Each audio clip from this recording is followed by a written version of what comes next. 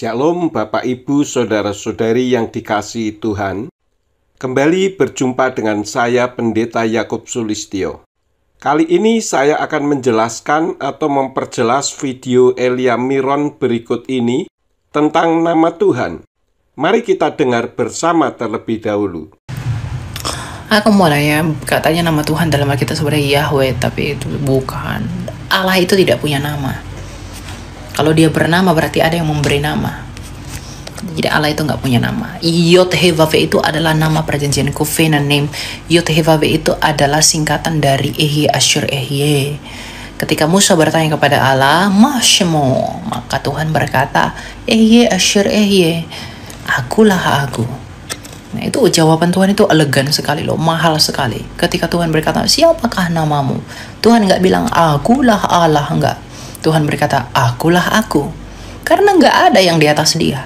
Ya akulah aku. Nggak ada yang sebanding. Nggak ada yang sekompar sama dia. Jadi akulah aku. Anihu. Dan ucapan itu dipakai oleh Tuhan Yesus di perjanjian baru. Gitu. Ego ini. Dari apa yang disampaikan tersebut, saya perlu jelaskan bahwa Allah yang diucapkan Elia Miron itu dianggapnya sinonim dari kata Tuhan. Padahal sejarahnya, nama Allah itu sebelum Islam lahir merupakan satu di antara 360 dewanya atau sesembahannya suku Quraisy zaman jahiliyah. Jadi Allah itu sendiri adalah nama diri atau personal name. Bisa dilihat video berikut ini terlebih dahulu. Kalau bicara sejarah, sebelum Islam lahir, Allah itu merupakan nama diri dari satu di antara 360 dewanya orang Arab kuno zaman jahiliyah. Kita lihat bersama buktinya.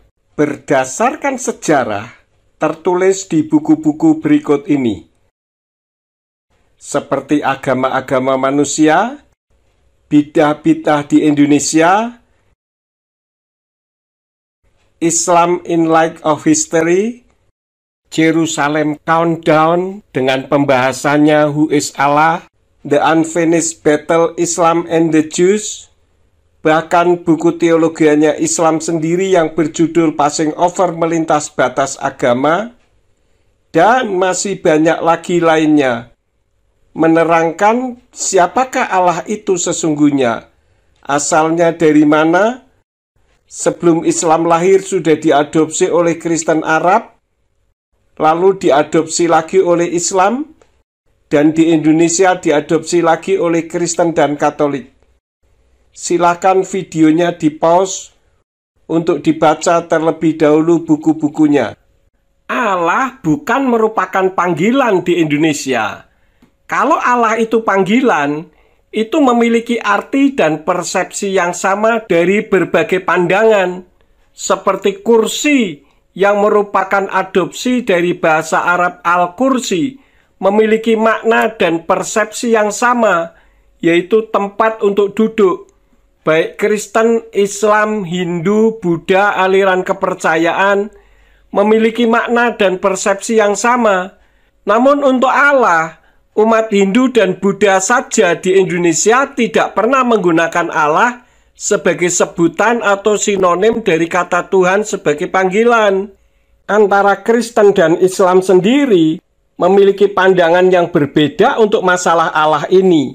Itu membuktikan bahwa pemakaian nama Allah di kekristenan merupakan pemerkosaan nama dan bahasa yang tidak seharusnya untuk tetap dipertahankan.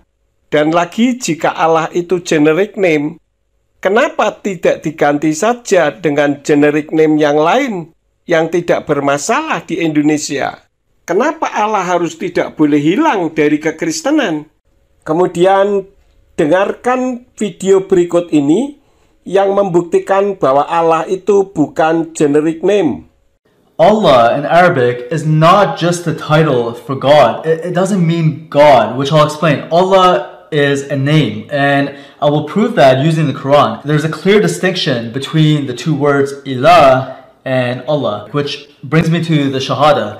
the testimony of faith. La ilaha illa Allah, which literally translates as there is no God or deity but Allah. The way ilah and Allah are spelt in Arabic do look similar, and they sound similar, but are not the same thing. They're not the same word or meaning. When you say la ilaha, ilah means God or gods, but Allah is a name, the name of Muhammad's God. So you're saying there's no God but that one, that precise name, la ilaha illa Allah.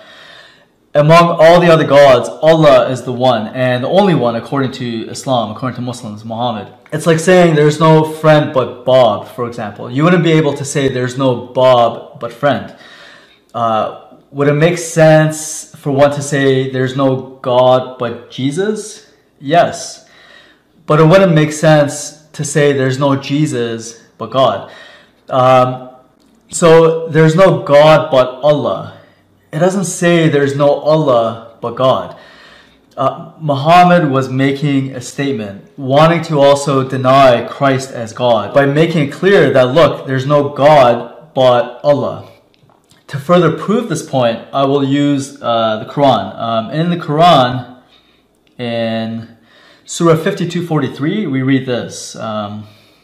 So in Surah 52:43, we read, or have they, this is Muhsin Khan's English translation, or have they an ilah, and he puts in parentheses, in brackets, a God other than Allah, glorified be Allah from all that they ascribe as partners to him. So here we see another clear distinction between ilahun and Allahi. And again, Muhsin Khan's English translation just closes the case.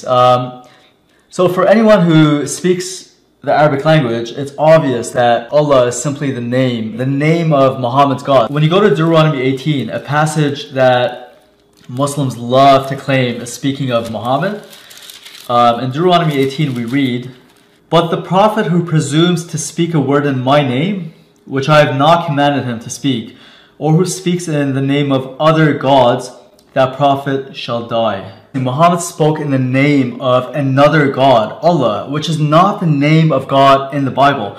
God in the Bible, his name is Yahweh. God specifically gave Moses his name in Exodus chapter 6. You see, anytime we read Lord in all caps, capital L-O-R-D, we read Yahweh in the original Hebrew. Yahweh, which is, again, the true and only name of God. In Exodus chapter 6, we read this. "And God spoke to Moses and said to him, I am the Lord. I appeared to Abraham, to Isaac, and to Jacob as God Almighty, but by my name, Lord, I was not known to them." So, but by my name, Yahweh, I was not known to them. The name Yahweh was so sacred that the Jews abbreviated it to the Tetragrammaton four-letter word WHYH. Yod-He-Wah-He.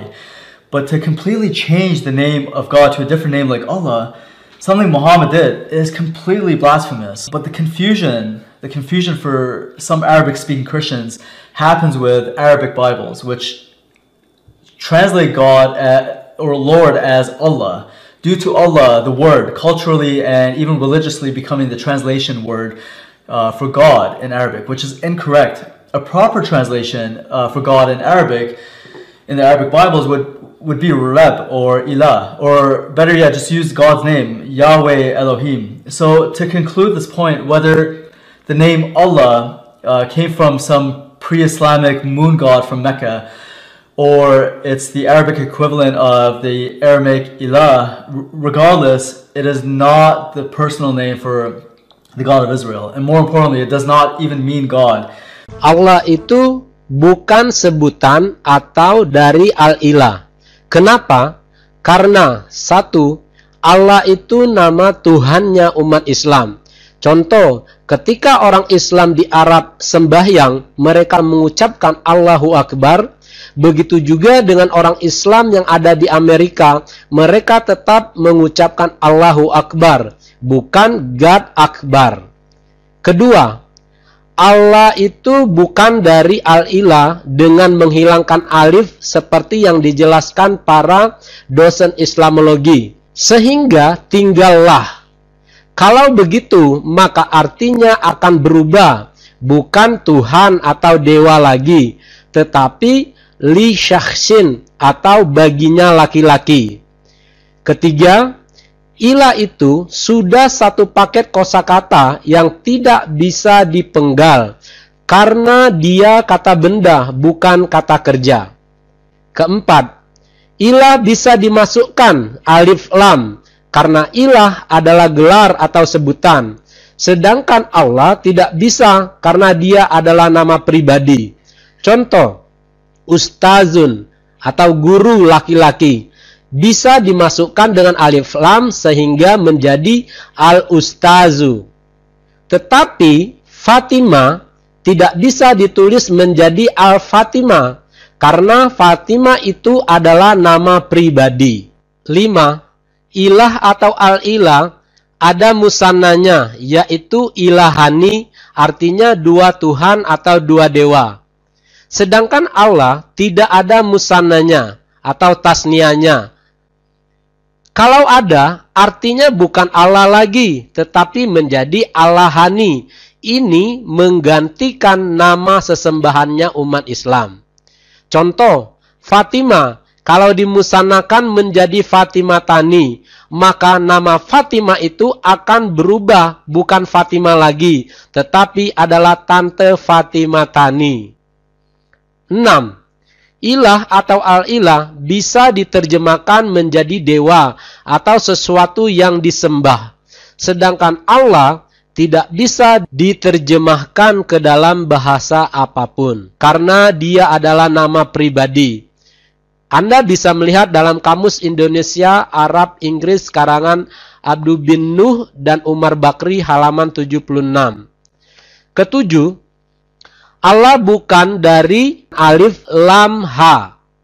Karena kalau diuraikan secara ilmu sorof tidak pernah ditemukan baik fi'il madinya, mudori'nya maupun masdarnya. Yang ada alif lam lam ha atau Allah.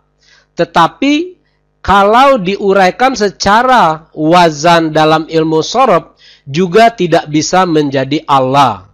Contoh, Allah dengan wazan af'ala yuf'ilu if'alan.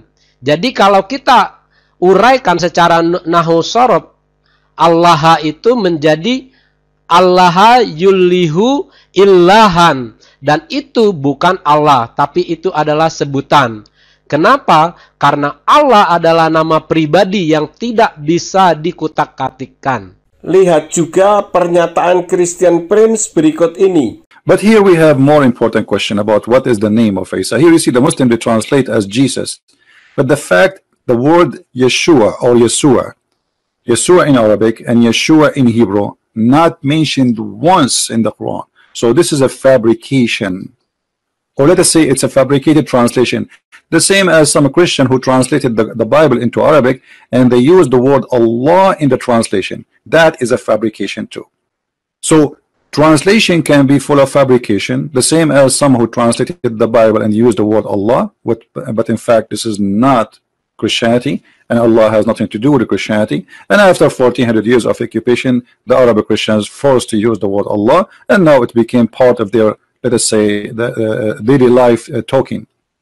If you go to all Islamic countries where Christians are a minority, you will see all of them, they use the word Allah. Why? Because simply they are under the control of Muslims. However, when the Muslims they notice that using the word Allah is not for their benefit, they will forbid you from using it, as what happened in Malaysia. In Malaysia, they made the court order that no Christian should use the word Allah in a church, because that is the name of the God of the Muslims, and I agree with the court actually. They should not use it, and any Christian who used the word Allah, he should refrain from using it, for this is a pagan word and have nothing to do with us.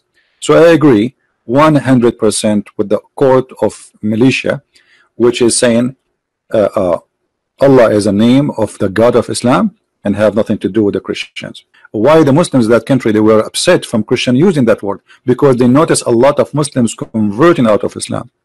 So they said to themselves, maybe the missionaries, because they are using the word Allah when they speak to the Muslims, make the Muslims easy transaction from the cult of Islam to Christianity. And as again, as I say, it's wrong to use the word Allah, for this is a pagan name, and it's not the word mean God. It's a name of a God which is a pagan God, exists before Islam. Yeah, that's what is wrong to use. There's many Bible translation, they are using the word Allah. That's absolutely false translation, and we should avoid saying the word Allah, praying to God. But you can say, I mean, there's so many, like especially in the Middle East, the generation, they learn nothing but the saying the word Allah. But this is false name, false God. It's a big mistake Christians they do when they use it. But people, they are inheriting false inheriting, and the one to blame actually is the priest. Most of the priests are just doing business, sadly. Saya lanjutkan. Kalau Eliam Miron mengatakan Tuhan tidak punya nama karena Yod-He Waw-He itu covenant name, itu keliru. Yod-He-Waw-He itu adalah nama perjanjian, covenant name.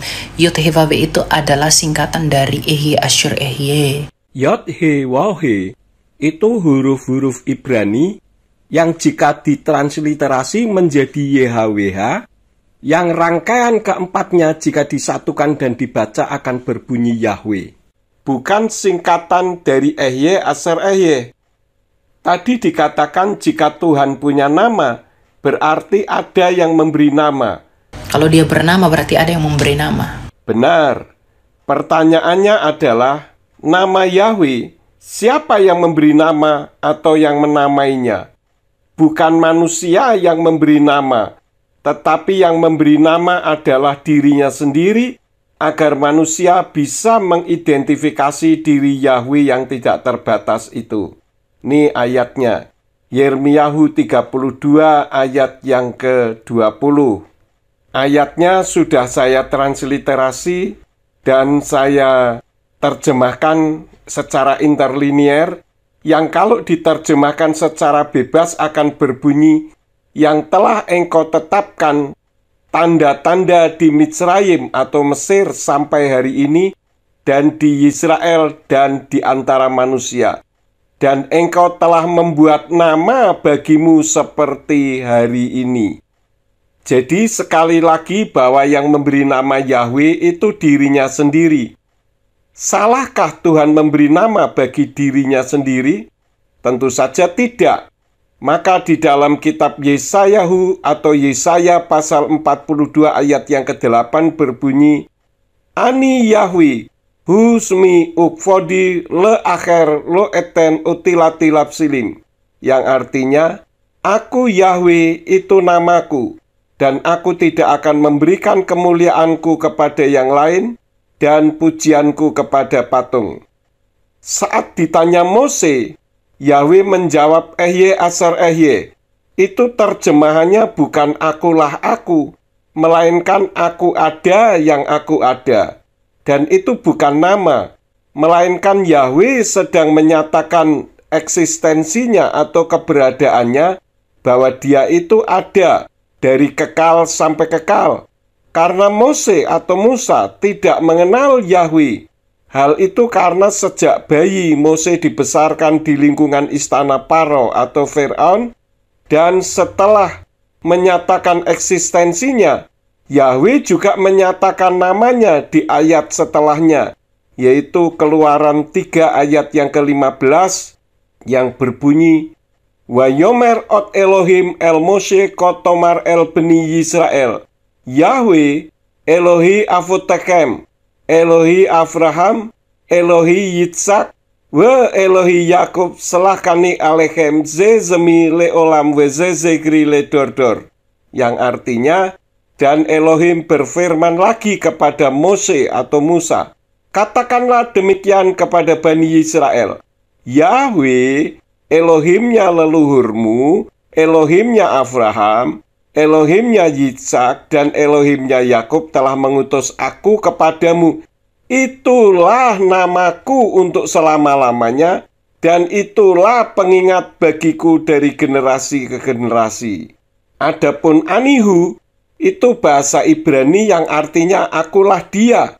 Dan memang benar, hal itu dipakai oleh Yeshua. Karena Yeshua itu Yahweh yang turun ke bumi dalam wujud seperti manusia. Maka di dalam kitab Injil Yohanes pasal yang ke-8 ayat yang ke-24 berbunyi, Lakan amarti lakem ki tamutu fakato taikem, ki imlo ta'aminu fi ki anihu tamutu fakato taikem. Yang artinya, oleh karena itu aku, yaitu Yeshua, berkata kepadamu bahwa kamu akan mati dalam dosa-dosamu, sebab jika kamu tidak percaya bahwa akulah Dia, yaitu Yahweh, maka kamu akan mati dalam dosa-dosamu. Jadi, Yeshua itu adalah Yahweh yang turun ke bumi dalam wujud seperti manusia. Itulah sebabnya kitab suci versi akar Ibrani atau Hebraic Root Version Bible berbahasa Inggris dalam 1 Korintus 12 ayat yang ketiga berbunyi, Because of this, I make known to you that there is no one who speaks by the Spirit of Eloah and says that Yeshua is accursed, and neither is a man able to say that Yahweh is Yeshua except by the Ruach HaKodesh. Jadi hanya orang yang dipenuhi oleh Roh Kuduslah yang mengatakan bahwa Yahweh itu Yeshua atau Yeshua itu Yahweh. Satu pribadi yang tidak bisa dipisah-pisahkan dengan Ruach HaKodesh. Oleh karena itulah maka di dalam 1 Yohanes atau 1 Yohanes 5 ayat yang ke-7 katakan, Ki selosa hamidim basamayim, ha'af, wahadafar, waruah hakodes uslastam ekhathema. Yang artinya sebab ada 3 yang bersaksi di Samayim, Bapa, yaitu Yahweh, Firman, yaitu Yeshua yang sedang berfirman kepada manusia, dan Ruach HaKodesh, yaitu Roh Yahweh yang berdiam di dalam diri manusia, dan ketiganya ini adalah satu. Jadi orang Kristen itu Tuhannya satu, bukan 3. Demikianlah penjelasan saya untuk Elia Miron dan semua yang mendengarkan dan melihat video ini. Jika video ini memberkati Bapak Ibu Saudara-saudari dimanapun berada, bisa share ke yang lain agar yang lain juga mendapatkan berkat rohani seperti yang Bapak Ibu Saudara-saudari dapatkan. Selamat beraktivitas. Bapa Yahweh di dalam nama Yeshua HaMashiach Juru Selamat kita, dan atas bimbingan Ruach HaKodesh, menyertai dan memberkati kita semua. Amin dan amin.